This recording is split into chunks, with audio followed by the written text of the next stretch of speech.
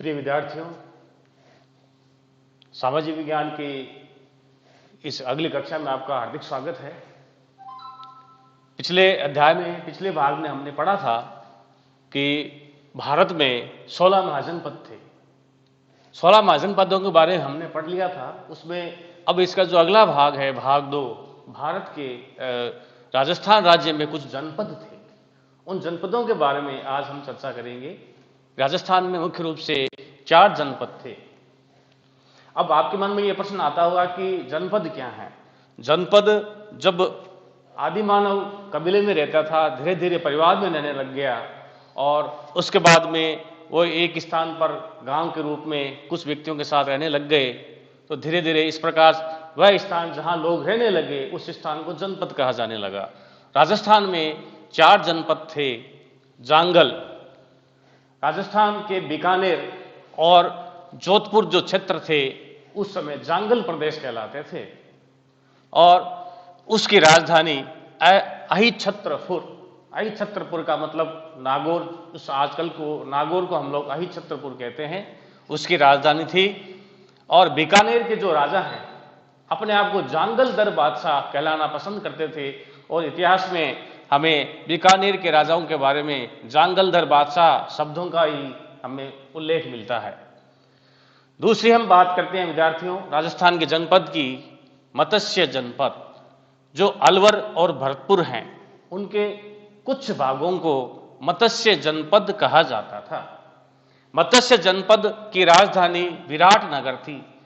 कहते हैं कि यह वही विराटनगर है जहां पर महाभारत काल में पांडवों ने अपने अज्ञातवास का 1 वर्ष बिताया था, यानी वो छुप कर रहे थे। आजकल इस क्षेत्र विराटनगर को बेराट कहा जाता है और इस बेराट में अशोक का एक शिलालेख भी हमें मिला है जो काफी समय पश्चात लोगों के ध्यान में आया और उस बेराट में अशोक के बुद्ध काल के समय के बहुत सारे हमें इतिहास की जानकारी भी मिलती है। अगला जो हमारा जनपद है सूरसेन। भरतपुर, धौलपुर और अलवर का जो ब्रिज क्षेत्र है, ब्रिज क्षेत्र का मतलब जहां पर भगवान श्री कृष्ण ने अपनी रासलीला की थी, वो क्षेत्र सूरसेन कहलाता था। उस सूरसेन क्षेत्र की राजधानी मथुरा थी और महाभारत काल में उस मथुरा पर यदुवंशियों का सूरसेन से संबंधित राजाओं का राज था। बाद में यदुवंशियों में भगवान कृष्ण ने अपना साम्राज्य यहां स्थापित किया था। कालांतर में मथुरा जो थी वो यादवों की राजधानी नहीं रहकर द्वारिका जो उनकी नई राजधानी गुजरात में बन गई थी। उसके हम बाद में बात करेंगे शिवी।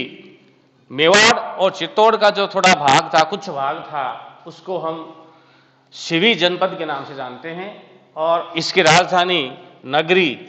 कुछ स्थानों पर इसका नाम माध्यमिका भी मिलता है, कुछ इसको चित्तौड़ भी मानते हैं, ऐसा इतिहासकारों का मत है।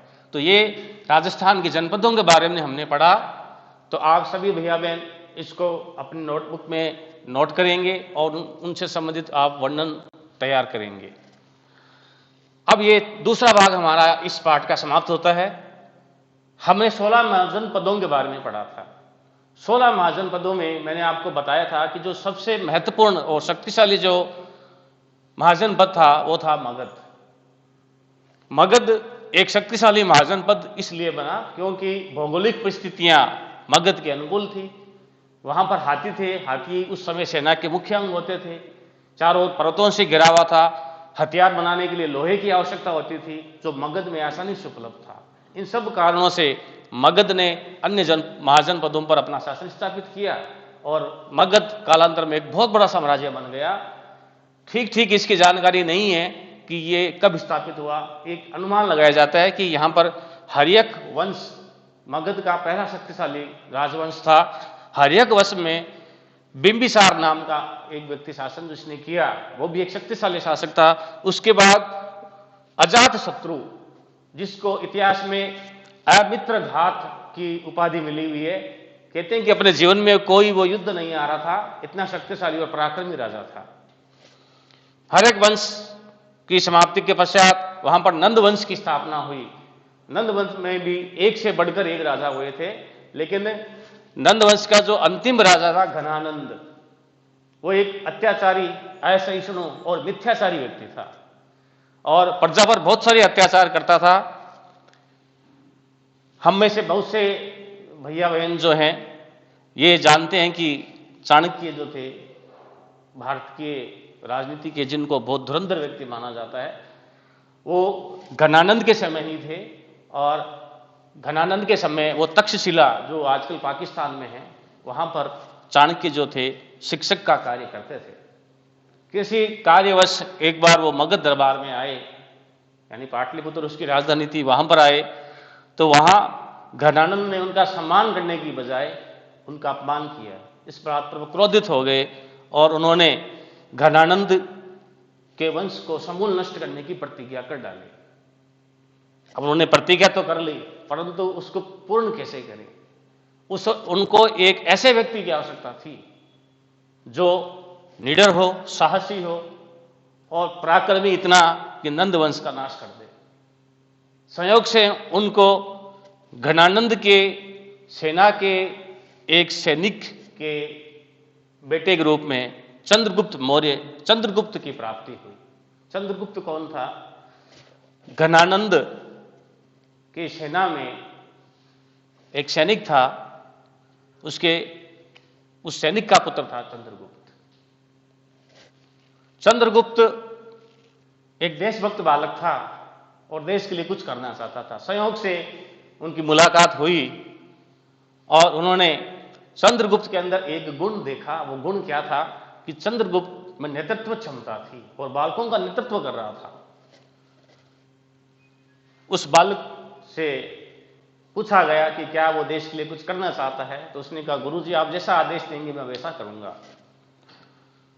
तब चंद्रगुप्त को प्रशिक्षण दिया गया चाणक्य द्वारा और उसको इस योग्य बना दिया गया कि उसने 322 ईसा पूर्व घनानंद की हत्या कर दी और स्वयं मगध का साम्राज्य उसने अपने वश में कर लिया। यानी चंद्रगुप्त मौर्य जो था वह मगध का शासक बन गया।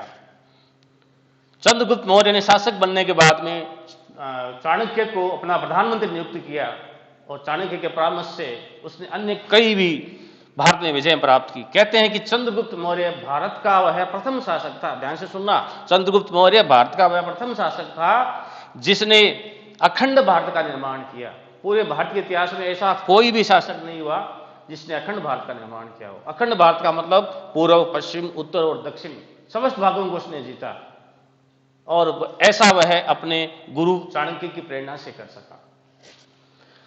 चंद्रगुप्त मौर्य ने जिंदगी में, अपने जीवन में बहुत युद्ध लड़े थे, लेकिन अंत में इन युद्धों से दुखी होकर उसने अंत में जैन धर्म जो था वह ग्रहण कर लिया।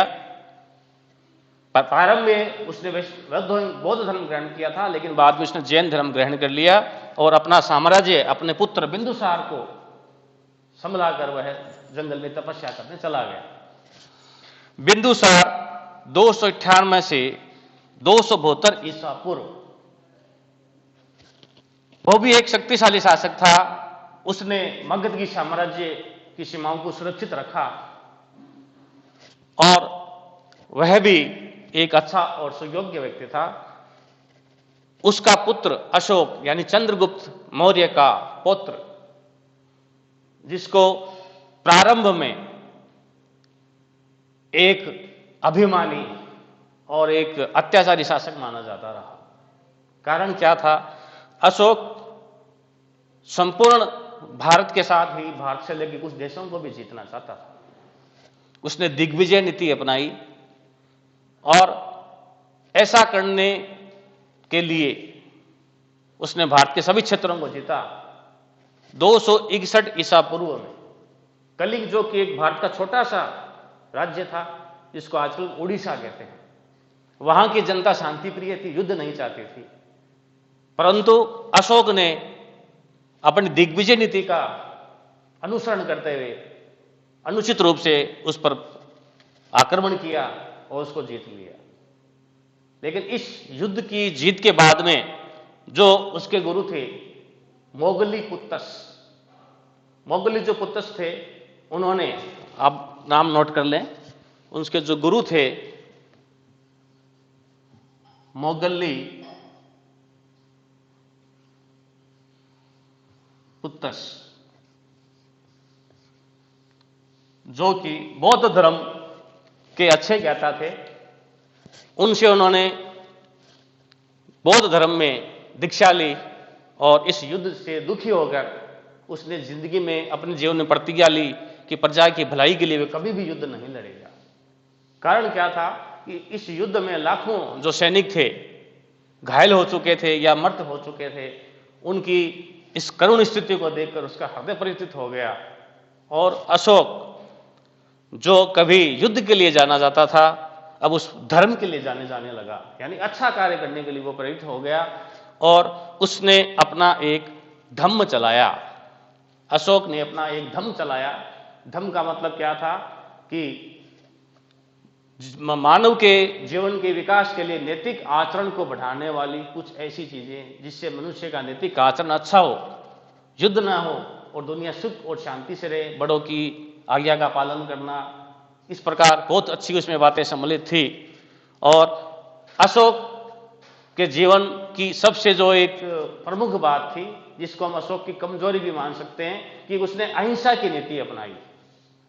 उसके अहिंसा की नीति अपनाने से जो उसके सैनिक थे उन्होंने युद्ध करना छोड़ दिया, उसके उत्तराधिकारियों की सेना कमजोर पड़ गई और जो अंतिम शासक था बृहदत्त, उसका बृहदत्त के सेनापति पुष्यमित्र शुंग ने ही उसकी हत्या कर दी और 185 ईसा पूर्व भारत में मगध साम्राज्य में शुंग वंश की स्थापना पुष्यमित्र शुंग द्वारा की गई। इसके अगले भाग में हम पढ़ेंगे कि मगध में अन्य कौन से शक्तिशाली शासक हुए थे जो भारत के इतिहास के गौरव है या जो स्वर्णिम इतिहास का ही भाग है। धन्यवाद। जय हिंद, जय भारत।